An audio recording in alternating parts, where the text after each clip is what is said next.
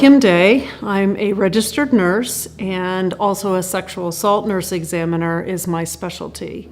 I provide care to victims who are across the lifespan of all ages, who have been victims of sexual assault and domestic violence. And I also currently in my role provide training and education and technical assistance or help to nurses that are working across the country and actually across the world, providing direct care to victims of sexual assault, and some that are using the National Protocol for Sexual Assault exams. I think that the work of sexual assault nurse examiners, and myself in particular, is really important. When I talked before, I think I talked a little bit about how less than around 40%, like the numbers are like 16 to 40% of patients that are sexually assaulted seek health care after the assault, when 100% of them can have long-term health consequences in their life for the rest of their lives from this assault. And to me, that means that we're failing as healthcare providers to get people the care they need. And that breaks my heart. It breaks my heart. It doesn't mean that it's specimens that can be collected in a box.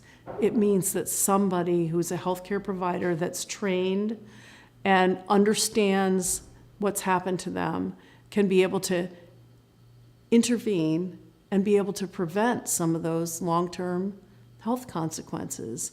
I think that too long, healthcare in general has relegated sexual assault to be a criminal justice issue and not a health issue. And that's so wrong.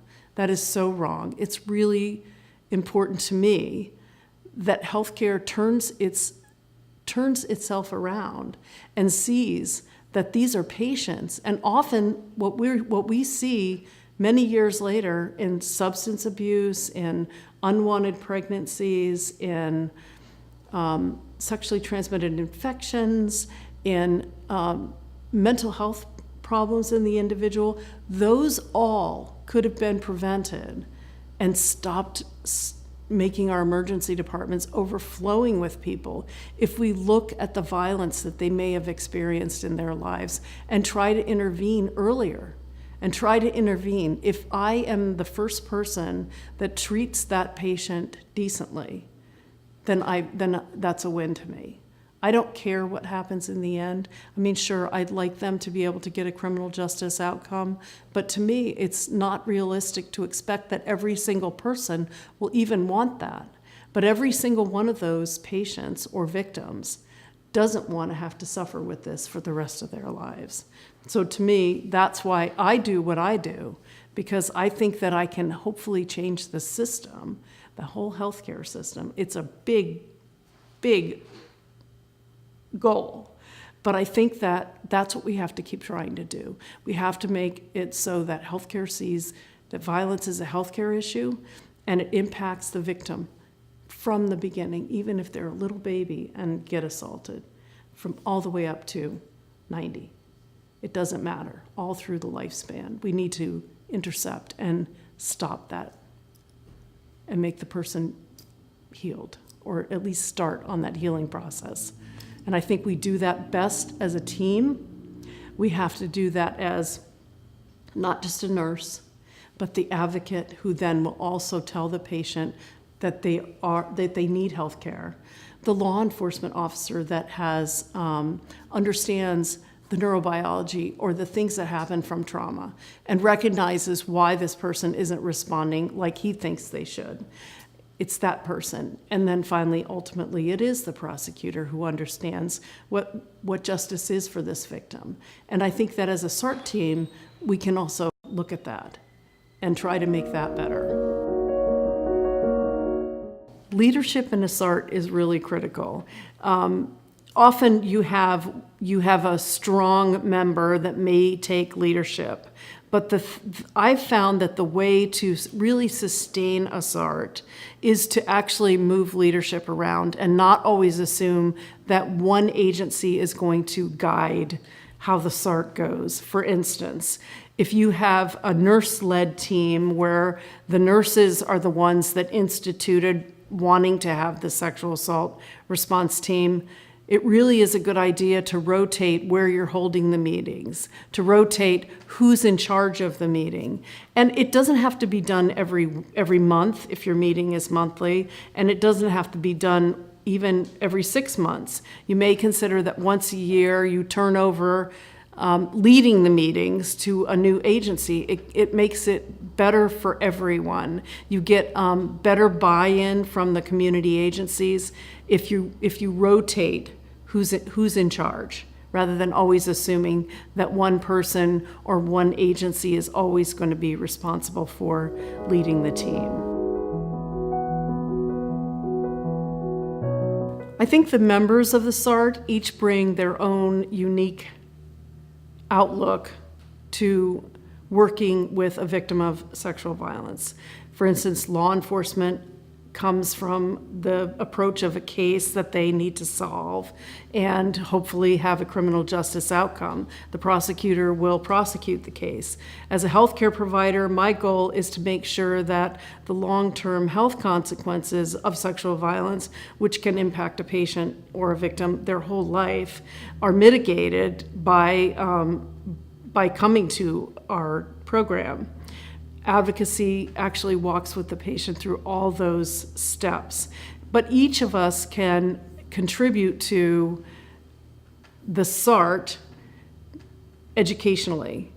If you use things like tools from law enforcement, we used to have the law enforcement photographers come and work with our sexual assault nurse examiners to be able to improve their photography skills, for instance. That was one way that we would do that. If we had a difficult case, we would use our partners on the SART to be able to help us debrief after a particularly difficult case. The most important thing that sexual assault response teams can do to be sustainable is to really cultivate relationships within the team. They always have to be prepared also for things like turnover. And that can happen on an agency level as well as the institution of the SART level. So I think that being prepared for that and trying to have a sustainability plan in effect, meaning you're always looking for new people to ask to participate with you in the SART. Some of the tools that are helpful for SARTs to be able to look at sustainability, there's online resources like the SART Toolkit. The OVC, or the Office for Victims of Crime, has a SANE, or Sexual Assault Nurse Examiner Program Development and Operations Guide, which also has resources to be able to help teams. But really, one of the greatest resources I found when I was working in my own SART in my community and trying to maintain and keep interest in the SART was having things like education programs, bringing speakers from inside the SART as well as outside in to different meetings to try and keep people motivated to continue on in the work. Yeah, having agencies in a community support the work of the sexual assault response team is really critical, because even though you may start out at the initiating stages of a SART, when you're developing a SART, everybody may be really excited about it and want to put effort and work into making this sustainable and really creating a good process for victims, but often that can peter out. And so having support of higher ups in the hospital for nurses, in the prosecutor's office, for instance, the state attorney or the district attorney, having that support from those groups can really be critical to ensuring success in the long term for the sexual assault response team. One of the educational exercises that I like to do with a new sexual assault response team to talk about bias from the beginning of the team is called a consensus exercise. In that exercise, which was brought to me by a long-term SART person from the state of Wisconsin, C.J. Figgins Hunter, developed this exercise. It's called a consensus exercise, where you get the whole team in the room and you talk about what your beliefs are about sexual assault and what underlying things like victims from a particular community are more vulnerable to sexual assault, or sexual assault patients that are drinking shouldn't ever get prosecuted, or that a particular community or a particular crime, even consensus of the crime is what the name of the exercise is. And I find that establishing that consensus right up front actually helps to give you a understanding of where your partners are. It's done as a closed exercise where everybody doesn't see what the other person's answers are. But in the end, they actually do, they see the answers, but not associated with a particular person. So to make it safe, so that actual biases can be exposed.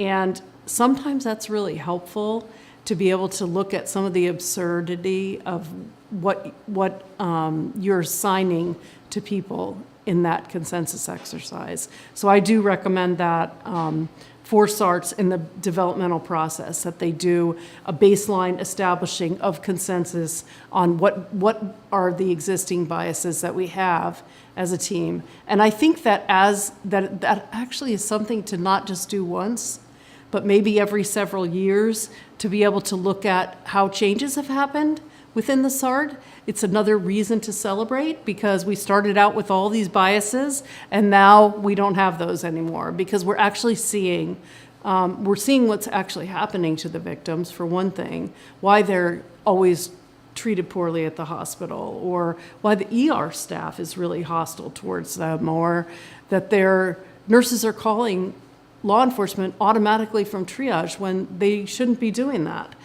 There's lots of different things that happen in the SART that you can look at process in the beginning and establish that consensus, looking at the biases that each individual agency has, and then in a couple of years, look at it again. And you might be really surprised at the differences.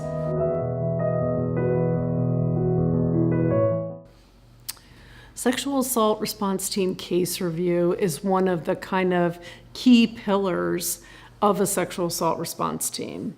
Often we get questions in the work that I do. I get questions, when should we start doing case review?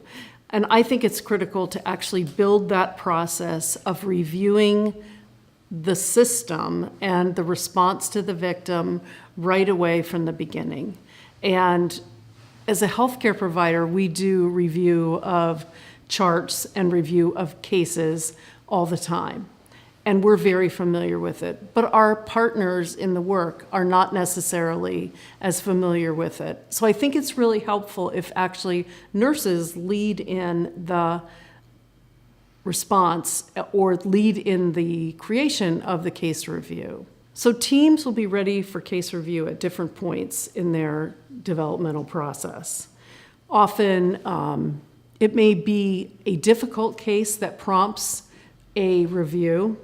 It may be a successful case that prompts a review. In general, I think SART case review looks at the system and how they respond to victims. So you do have to have cases before you can actually do a review. Sometimes you can watch a case review as a team together, and that might be helpful to be able to use as a model for the process that you will use. And just because I use a certain process in my community SART doesn't mean that it's going to work for the next state's SART case review. So case review is unique and different, and the process should be set out from the very beginning when they're developing the team. Confidentiality during case review with a SART is really important because agencies have different levels of confidentiality requirements. As a nurse, I'm mandated under federal legislation called HIPAA to protect the patient's personal information and privacy. We do have confidentiality agreements in place for our SARTs, and all SARTs should have those agreements in place. Often, case review may be done on a need-to-know basis. It may be that only certain agencies are invited to a case review. For instance, if social services is on your SART and they were not involved in an adult sexual assault at all in any way, you may actually omit them from that case review. So some SARTs have regulations in place about who will be present during that case review. And confidentiality agreements are critical, and just because somebody signs a confidentiality treatment back when the team was formed doesn't mean that that lasts forever. They're limited. In case review, sexual assault nurse examiners or healthcare providers in general are limited on what information we can disclose about a patient's private information. It's called protected health information, and the law is HIPAA that protects that information. And I often hear requests coming in from nurses that are concerned about themselves violating HIPAA when they're asked to participate in SART case review. And one of the things I always go back to, and I teach new sexual assault nurse examiners this, is we have to go back to the informed consent process. When a patient does come in for a medical forensic exam, we have to get a really pretty extensive informed consent from them. And that does include information on who we're going to release information to or who the patient does not want us to release information to. If the patient does not desire for you to speak to anyone about this, then you're under the limitations of that protection. The patient doesn't desire that. However, it's really critical to be able to explain to the patient why you are asking them to share this information.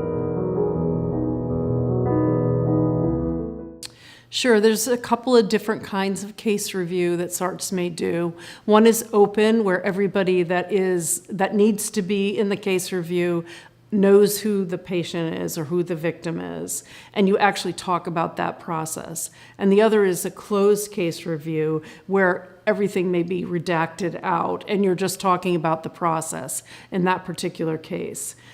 Often, SARTs will have different processes based on how they develop their case review process. So they may decide that they never want to review an active case.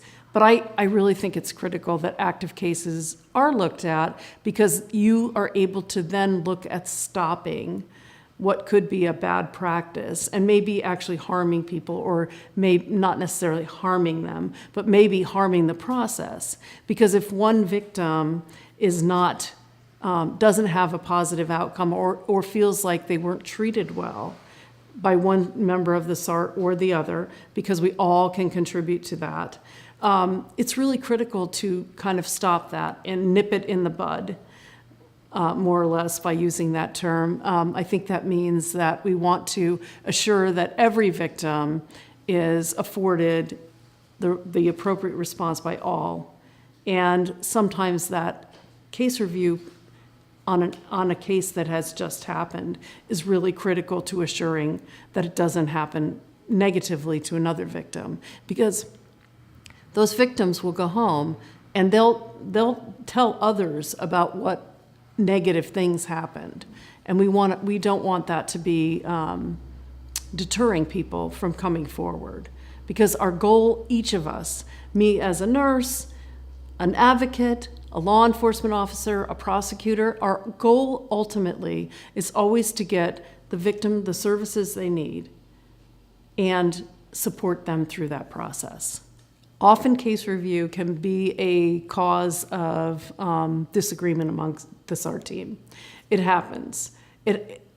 it's really important to be able to ascertain why that is happening. If it's because somebody is not willing to take ownership of a process problem, I find that looking at it as a process and a system, rather than looking at it as individuals acting in a certain way, is a really good approach.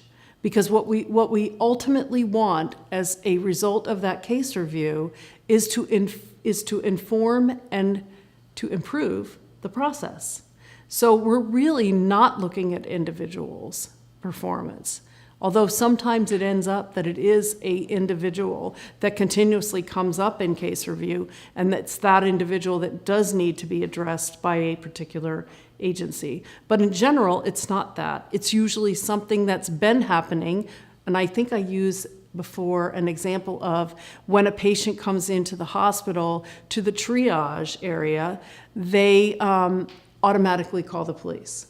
Well, that's not the way it's supposed to happen. The patient or the victim is the one to determine whether or not they want the police called. So it may be that that process is wrong, that the way that the nurses were originally trained in their original triage class, who are not sexual assault nurse examiners, don't understand that. And that makes it important for us to look at the process at the hospital. It's not the whole system that's broken, it's that piece that's broken. So we need to look at it as a system, try not to look at it as an individual's problem, but if that individual is continuously cropping up, we need to determine that that person needs education in the way that the protocol works or the way the system is supposed to move a patient through. SART case review of closed cases can be really helpful. It's kind of a look back in time. So as I talked about that celebrating, it could be looking at a case that was before the SART, and you could look at the response that happened and what happened to that case. And you also can find some things that may still need to be addressed. And I'll give you a good example of that. Detroit did the backlog project. They looked at cases that had been or had not been through the criminal justice system. And it was through review of those old cases that they found that they were not able to access the exam records or the hospital records of when the victims had been treated. Some of those cases were very old, 20 years old. And by that, they were able to identify that one of the issues may be in a sexual assault case may be that the medical records are no longer accessible to be used in a case. And so a cold case, or one of the cases that are being processed now through the backlog projects, those medical records may not even be existing anymore. They may have been shredded because medical record storage laws are limited. They only have to store medical records. In some cases, the federal law requires that you store the records of the health encounter for about 7 years. And in states, that can vary all over. But think about that. If you have a child that's been sexually assaulted and they have 18 years to grow and determine whether or not the case they want to actually institute a criminal justice response, they may no longer have access to those records. So I think it really is a critical thing to include those closed cases and even those old cases as a review piece. And it's a great opportunity to practice before you start getting active cases and determine what kind of process do we want to use. So yes, I think that absolutely it's really helpful. And sometimes when you look at those cases, you can see patterns that you did not see when you were on the ground and actually working the case. When my own sexual assault response team was doing case reviews, one of the things that we found in looking at older cases, and I'll use that as an example for this because it was an older case, but we were noticing that the referral sources that we gave to patients were to go to the health department for HIV testing and treatment. Well, we found out that our health department was no longer had closed. Our actual health department totally had closed down. And we were still continuing to use those same records. If we hadn't started doing that case review of those older records and started comparing with our current process, we never would have known to be able to change that. So it can be really helpful to be able to look at even things like paperwork, or look at when we were looking at a particular protocol, and now we've changed our protocol or modified that to meet new circumstances, new technology, new whatever. Does that still apply? And are we still using the same paperwork only because that's the way we've always done it? Is it time for a change when technology changes, or when we find out more information through science or research? We want to be able to apply those things to what we actually are doing in practice as a team. One other aspect of sustainability for the SART that I think is really critical is to celebrate. Celebrate your success. Every year, I think it's really important to take a look back at where you started from the very beginning in your forming stages and look at where you are now. Celebrating that success can really help you to know that the work that you're doing is really good, and it really helps the victims.